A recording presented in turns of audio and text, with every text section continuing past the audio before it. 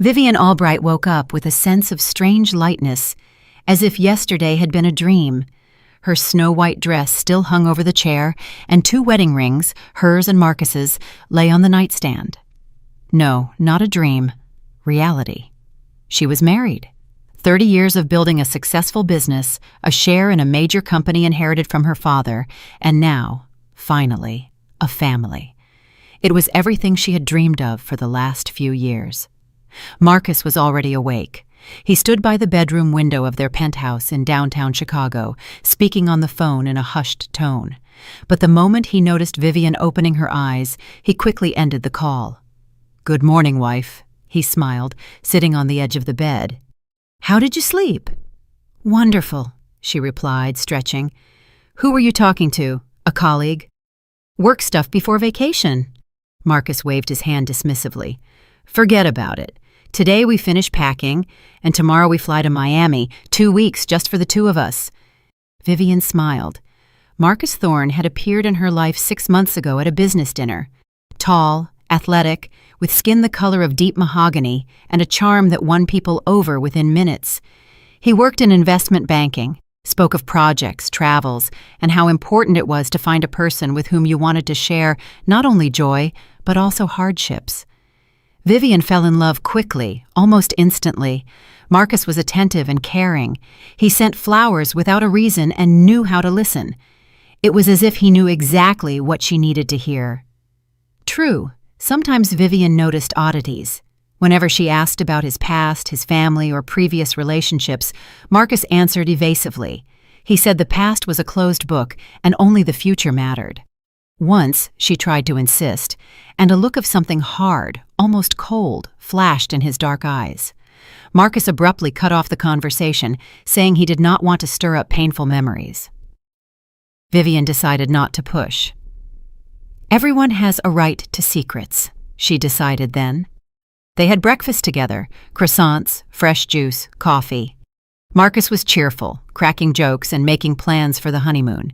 Vivian looked at him and thought she had made the right choice. This man would be the father of her children, her support, her partner for life. "Let's start packing the suitcases," Marcus suggested, finishing his coffee. "I'll get my things, you get yours." "Agreed," Vivian nodded. She went into the walk-in closet and started sorting through summer dresses, swimsuits, and heels. Her mood was elevated. Tomorrow they would fly south, walk along the boardwalk, swim in the ocean, and have dinner by candlelight. Romance, which had been so lacking in recent years, when her whole life revolved around business and negotiations. Her phone vibrated unexpectedly. Vivian glanced at the screen, an unknown number. Usually, she didn't answer such calls, but now, for some reason, she picked up. "Vivian Albright speaking," a woman's voice responded, quiet and tense. "Yes, hello. This is the Cook County Clerk's Office, Vital Records Division. Yesterday you registered a marriage with Marcus Thorne." "Correct." Vivian was surprised. "Why are you calling the day after the ceremony?" "You see..." The woman's voice dropped even lower, almost to a whisper. "We were digitizing the final filing of your spouse's documents through the state database, and we discovered a discrepancy." "A serious discrepancy? What kind?" Vivian's heart began to beat faster. "It is better if you come down here personally. You need to see this with your own eyes." The woman paused. "And please come alone. Do not tell your husband. This is very important." "But what happened?" Vivian asked, bewildered. "I cannot say over the phone. Come as soon as possible. I will be waiting for you in the archives department. 3rd floor. My name is Dolores Halloway." The woman hung up. Vivian stood in the middle of the closet with the phone in her hand, trying to process what she had heard. A discrepancy in the documents. What could that mean? A misspelling of a name? A problem with his social security number? But why couldn't she tell Marcus? Why the secrecy? "Viv, you okay in there?" Her husband's voice called from the living room. "Find everything to pack?" "Yes, all good," she shouted back, trying to keep her voice steady. "Just need a little more time." She quickly dressed in jeans and a light blouse, grabbing her purse. She needed to get to the clerk's office immediately and find out what was happening. Anxiety wouldn't leave her, and she needed to close all questions before their departure. "Marcus, I need to step out for a bit," Vivian said, walking into the living room. "A girlfriend called. She has a bit of an emergency. I'll help her and be right back." Marcus looked up from his phone. Something guarded flashed in his eyes, but he quickly smiled. "Of course, baby, just don't be long. We still have a ton of things to do." "I promise." Vivian kissed him on the cheek and left the apartment. The ride to the government building took 20 minutes. Vivian rode in a taxi, trying to calm herself. Surely it was some bureaucratic trifle that was easy to fix. Maybe they forgot to stamp something or entered the data incorrectly in the registry. Dolores Halloway met her at the doors of the archives department. She was a heavy-set black woman in her 50s with a worried look.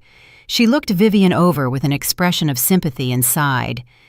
"Come in, please." She led Vivian into a small office and closed the door. "Sit down." Vivian sat on a chair in front of a desk piled with folders and documents. Ms. Halloway settled opposite her and pulled several printed sheets from a drawer. "Mrs. Albright, what I am about to show you will be a shock," she began quietly. "Yesterday, after the ceremony, we sent the data to the Central State Registry as required. We received an automatic notification of a conflict. Marcus Thorne is already married." Vivian froze. The words seemed to get stuck somewhere halfway to her consciousness. "What?" she exhaled. "That's impossible. He isn't married. He told me he hadn't had any serious relationships before me." Ms. Halloway placed a printout in front of her. "Here is the record from the archives. 15 years ago, Marcus Thorne registered a marriage with Keisha Vance. There is no record of a dissolution of this marriage in the database." Vivian grabbed the paper with trembling hands. There, indeed, were the printed details: names, dates of birth, social security numbers, marriage registration dates. 15 years ago. "But how? How did you not notice this earlier?" Vivian whispered. "We checked the ID and paperwork your spouse provided," Ms. Halloway explained. "There was no indication of a marriage on his current license application. But today, when the data hit the cross-state system, the computer automatically flagged the mismatch. I pulled the archive and found the following. 6 months ago, Marcus Thorne applied for a replacement Social Security card and driver's license claiming they were lost. He was issued new ones. He did not report that he was married, so the link to Keisha was not immediately visible on the local level until the deep search. He hid the fact that he is married. So he concealed it." Vivian's voice broke into a whisper. "Formally, yes, but legally, this has consequences." Ms. Halloway spoke cautiously, choosing her words. "Your marriage yesterday is void according to state law. You cannot enter into a marriage if one of the spouses is already in another registered union." Vivian felt the room swim before her eyes. She wasn't married. Yesterday's wedding, the white dress, the vows, the guests' congratulations, all of it was emptiness, a fiction. "But where is this Keisha?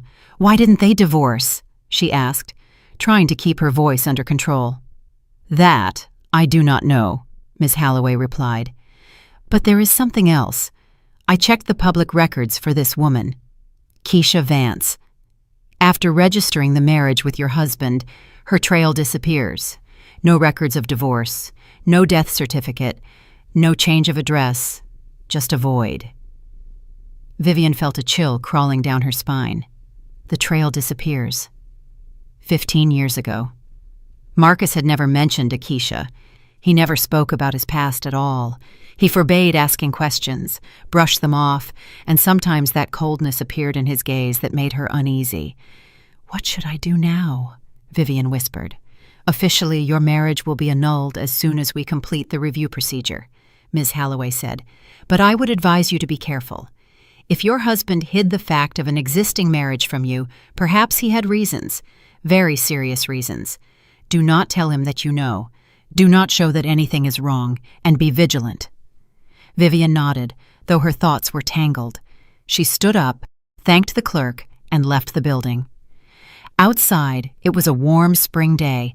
The sun was shining. People were walking and laughing. But Vivian's world was collapsing. She got into a taxi and headed home. On the way, she tried to organize her thoughts. Marcus hid that he was married. His first wife disappeared 15 years ago without a trace. He never spoke about the past, forbade questions, and now he had married her. An heiress to a large business, a financially independent woman. Was it a coincidence? Vivian remembered how Marcus asked about her share in the company, about finances, about accounts. He said he wanted to know everything about her life to protect her, to help, to be there. She trusted him, told him everything, shared figures and documents. Now she realized he was gathering information. He was preparing. 2 months ago, Marcus had suggested she sign a power of attorney for the management of part of her assets. He said if something happened to her, he could quickly make decisions to protect the business. Vivian had refused then, citing that she had lawyers and partners who handled it perfectly well. Marcus didn't insist, but she remembered the slight disappointment in his eyes. Now that moment took on a new meaning. When Vivian returned home, Marcus met her with a smile. "So, how is she? Did you handle the emergency?" "Yes, everything is fine," Vivian replied, trying to smile. "Just a small trouble. We solved it quickly." "Excellent. Then let's finish packing. Tomorrow at this time we will already be in Miami." Marcus hugged her by the shoulders. Vivian nodded, but inside everything clenched with fear. This man, whom she loved, whom she trusted, turned out to be a stranger. Unknown, dangerous. The rest of the day passed in strained normalcy. They packed things, discussed routes, chose restaurants for future dinners. Marcus was the embodiment of a caring husband. He asked if she was tired, suggested she rest, massaged her shoulders.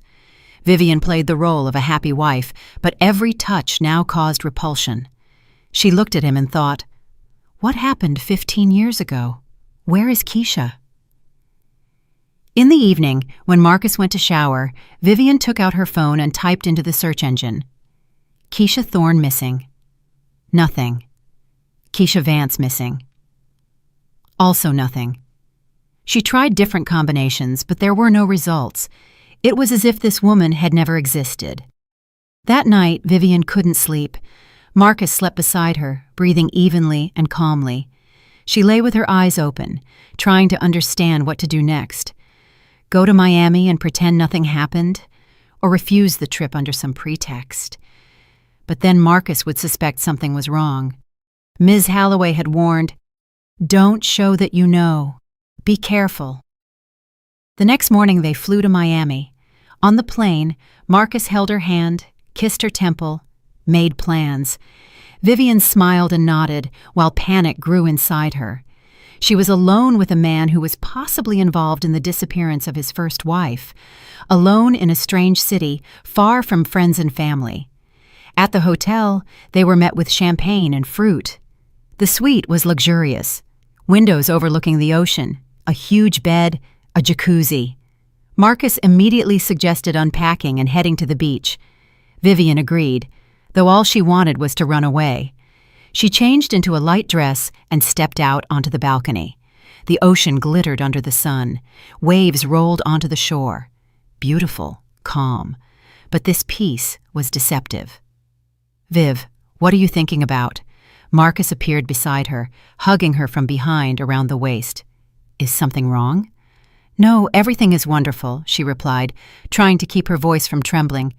"Just tired from the travel." "Then rest. I'll go down to the front desk and ask about excursions." Marcus kissed her neck and left the room. As soon as the door closed, Vivian grabbed her phone. She needed help. She couldn't figure this out alone. She needed a person she trusted, a person who had always been there. Elijah Eli Brooks, her childhood friend. They had known each other since they were 7, studied together, grew up together. Eli was always quiet, reliable, smart. Vivian knew he had been in love with her, knew it for many years, but she had never reciprocated his feelings. Eli accepted this calmly, remained a friend, never pressured, never demanded, just stayed nearby. Vivian dialed his number. Eli answered after the second ring. "Viv, hey, How's the honeymoon? Eli, I need your help, she blurted out, unable to hold back. Urgently, I don't know who else to turn to. What happened? Eli's voice immediately became serious. Marcus. He hid from me that he was married 15 years ago, and his wife disappeared without a trace. Eli, I'm scared. I don't know who he really is. Silence hung on the line. Then Eli quietly said, Where are you right now? In Miami, at the hotel. Listen to me carefully. Act naturally. Do not show that you know. I will find a private investigator for you, a good one. Let him figure out what happened 15 years ago, and you hold on. If you feel danger, call me immediately, any time of day or night. Understood? Yes, Vivian whispered. Thank you. I will always be here. You know that, Eli said softly. She hung up and felt relief. Eli would help. He would find someone to uncover the truth, and she would hold on. She had to hold on. Marcus returned 10 minutes later with a brochure of excursions and a wide smile. Look at the options: a trip to the Everglades, wine tasting, a boat trip on a yacht. What do we choose? Let's decide tomorrow, Vivian suggested. Today, let's just walk along the boardwalk. Okay, of course, honey, whatever you say. Marcus hugged her and kissed her.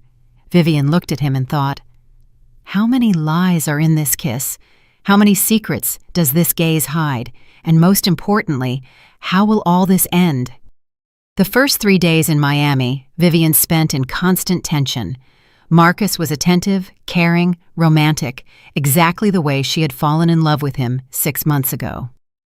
They walked along Ocean Drive, dined in restaurants with ocean views, rode jet skis. Marcus took photos of her, kissed her, held her hand. An ideal honeymoon, an ideal lie. Vivian played her role flawlessly, smiled, laughed at his jokes, allowed him to hug her. But anxiety was growing inside. Every time Marcus touched her, she thought about the vanished Keisha. Every time he suggested something, she analyzed why he needed it, what he was planning. On the 4th day, in the morning while Marcus was sleeping, Vivian went out onto the balcony and called Eli. Viv, hey, he answered immediately. How are you? Holding on, she said quietly. Did you find a detective? Yes, Derek Strickland, former homicide detective, now in private practice. 20 years of experience. Specializes in missing persons and complex cases. I already spoke with him, explained the situation. He is ready to take the case. How much will it cost? He quoted a $5,000 retainer for the full investigation, plus expenses for experts if needed. Viv, I can pay if you can't access funds without Marcus seeing. No, I'll do it myself, Vivian interrupted him. I have my own money. Give me his contact info. Eli dictated the phone number. Vivian wrote it down and immediately dialed. A male voice answered after the 3rd ring. Strickland speaking. Mr. Strickland, this is Vivian Albright. Eli Brooks gave me your contact. Yes, he warned me. When can you meet to discuss details? I'm currently in Miami. I return to Chicago in 10 days. Too long, Strickland said. If the situation is truly serious, time is working against us. Let's do everything remotely. I will email you a contract. You sign it through the app and wire the retainer. 50% now, the rest based on the result. Agreed? Yes. Vivian glanced back at the bedroom. Marcus was still sleeping. Agreed. Good. I need all the information you have. Your husband's full name, date of birth, social security number, addresses where he lived 15 years ago, the missing wife's name, her data, everything you know. Vivian dictated everything she had learned from Dolores Holloway. Strickland wrote silently, rarely asking clarifying questions. Got it, he finally said. I start work today. I will be in touch as information appears. Just one thing. If your husband suspects anything, inform me immediately. And be careful. Very careful. Okay, Vivian whispered. An hour later, the contract arrived in her email. She signed it electronically and transferred $2,500 to the indicated account. The case had begun. The following days dragged on agonizingly slowly. Marcus was just as attentive and cheerful. He suggested going on a tour, and Vivian agreed just to avoid sitting in the room alone with her thoughts. They drove along the coast, admiring the views, taking pictures at scenic overlooks. The guide talked about local nature and history. Marcus held Vivian's hand and whispered compliments. She looked at the drop-offs near the road and thought, how easy it is to push a person down, how easy to stage an accident. "What are you thinking about?" Marcus asked, noticing her gaze. "About how high up we are," Vivian replied, forcing a smile. "It's a little scary." "Don't be afraid. I'm right here. I won't let you fall." Marcus hugged her shoulders. At these words, Vivian felt even more anxious. In the evening, when they returned to the hotel, Vivian received a message from Strickland. "Have initial results. Call when you can speak freely." She waited until Marcus fell asleep and went out onto the balcony. The night ocean roared below. The wind tousled her hair. Vivian dialed the detective's number. "Go ahead," Strickland answered. "It's me. What did you find?" "A lot of interesting things." The detective's voice was calm, professional. "I'll start in order. 15 years ago, your husband lived in a suburb called Oak Park, a private 2-story house. I pulled the property records from that period. The original blueprints listed a basement of roughly 130 square feet. So? Here is the thing. A year and a half after Keisha Vance's disappearance,